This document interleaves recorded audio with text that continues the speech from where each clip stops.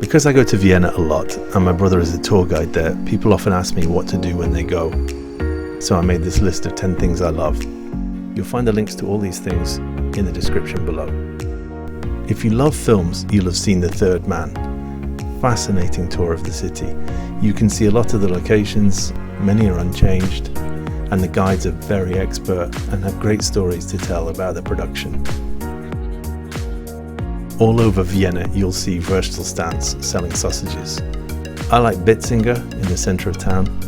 It's popular with locals and tourists, people in work clothes and black tie. Days after I filmed this, Mick Jagger was here. The sausages are delicious. It has Dürer's young hair on top of it. That's because that painting is in the Albertina right next to the stand.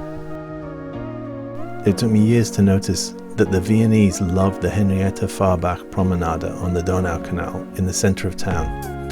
They come here to walk, to sit, to play. There's a lovely bar, great for people watching, authentic.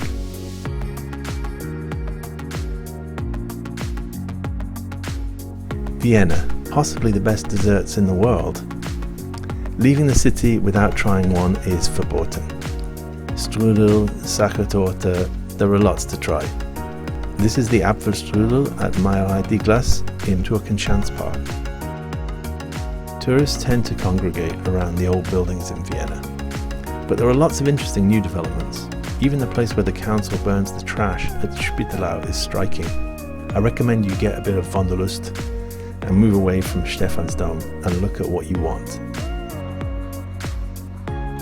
Perhaps the Uber-Viennese experience is a visit to a coffee house. The really famous ones are great, Central, Landmann, etc. My favourite though is the not nearly so famous Bräunerhof. It's like being in a Cold War spy novel, very atmospheric with an old school menu.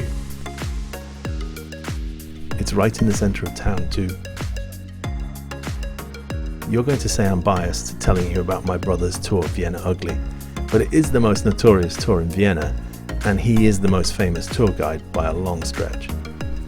It's funny and a great way to get to see the city away from tourist traps. He's painted a different woman on each floor of this house. I know you're getting some ideas here about your redecorating your spaces.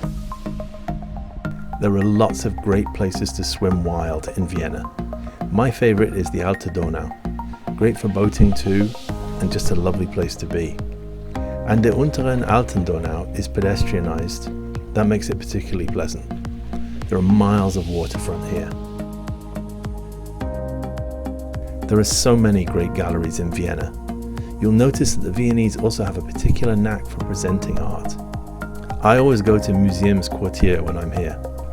It's a lovely square to sit in on these benches, which are a different colour each year. The Leopoldsmuseum is a very tricksy, interesting space just to be in.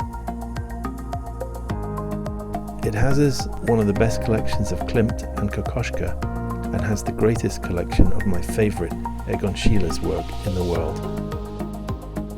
As with all Vienna's galleries, it is perfectly curated with impeccable English translations. My favourite art bookshop is here as well in Museumsquartier. Lots of bargains if you have room in your luggage. If you're tired of the heavy, meaty cuisine of Vienna, you can always come to MQ Daily Cafe. Highly recommended. Low prices, delicious food. There's a rooftop bar on Leopoldsmuseum. You don't need a ticket, there's a lift on the side of the building, it goes direct. Speaking of vine, Wien is the biggest wine producing city in the world. The ultimate celebration of this is the Heuriger, which is a vineyard that has a bar that sells the wine it produces along with a small selection of simple dishes.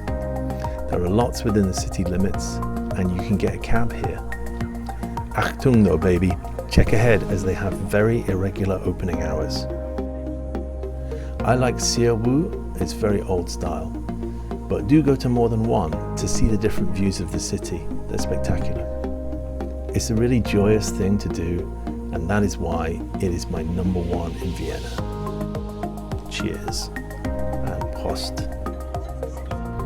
There's the vineyard.